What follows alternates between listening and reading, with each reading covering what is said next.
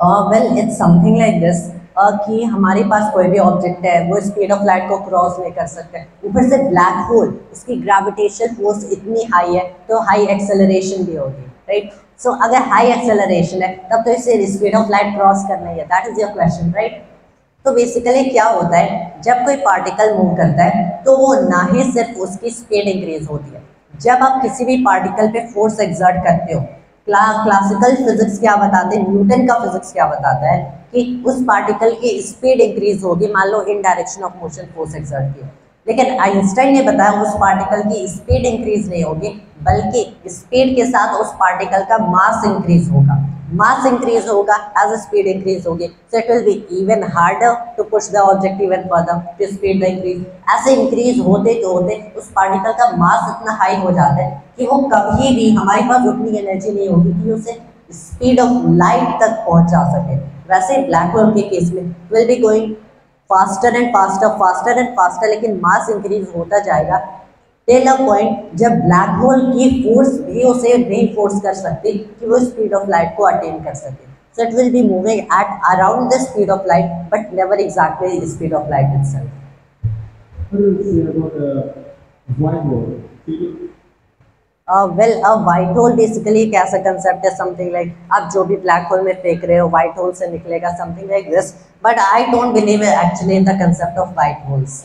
I believe क्योंकि white holes second law of thermodynamics को contradict करता है, so in that particular case obviously I am physics supporter of course, so I cannot support these kind of theories, but yeah it might be possible, we don't know if it can exist or not। जैसे black hole की theory we never know if it can exist or not, but there were physicists who were opposing the theory and it came out to be true।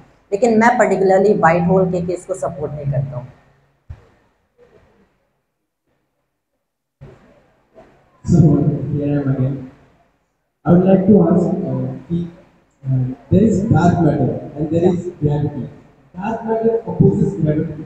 Most of the people say that dark matter is like pushing the universes apart, something like that. So in the coming many years, the scientists say that we might not be able to see the planets or the way they were. At that time, like when we look through the telescope, It's fine, it's fine. yeah. On the other side, like it's going back to the back to time. It's like time travel. But if the universes are pushed apart, how will we be able to observe all the universes? Well, it's something like this कि obviously हम लोग जानते हैं कि पूरे universe expand कर रहा है। First of all I like to correct in this कि डार्क मैटर ग्रेविटी एक्सर्ट कर सकता है, इट्स डार्क एनर्जी जो कि इस यूनिवर्स को एक्सपैंड करने में हेल्प करता है। एक्चुअली डार्क एनर्जी डिस्कवर हुई थी आइंस्टाइन ने जब अपने रिलेटिविटी के इक्वेशंस यूज किए थे यूनिवर्स पे। व्हाट ही पुट वाज कि उन्होंने देखा इक्वेशंस बैलेंस हो रहा है कि हमारे यूनिवर्स स्टैटिक तभी रहेगा अगर उन्होंने अपने इक्वेशंस में एक काइंड का कांस्टेंट रखा जिसे उन्होंने लैम्डा से डिनोट किया, which was the cosmological constant. Everything was well then. बाद में थ्योरी आई कि यूनिवर्स एक्सपैंड कर रहा है, तो आइंस्टाइन ने देखा यूनिवर्स स्टैटिक नहीं है, मतलब कॉस्मोलॉजिकल कांस्टेंट की जरूरत नहीं है, it took it out of the equations. But later once again when it was seen कि there is a kind of energy जो कि हम लोग देख नहीं सकते, and when Einstein first of all he had put the constant in his equations, then with a new discovery he took it out। लेकिन बाद में जब इस बार थोड़ा मॉडिफाई करके आइंस्टाइन उसी कांस्टेंट को अपनी इक्वेशन में रखा, he said everything is perfect, you have dark energy in his equations। so the cosmological constant itself dark energy को represent करता है। तो डार्क एनर्जी बेसिकली यूनिवर्स को एक्सपैंड करने में हेल्प करती है, या इट डज।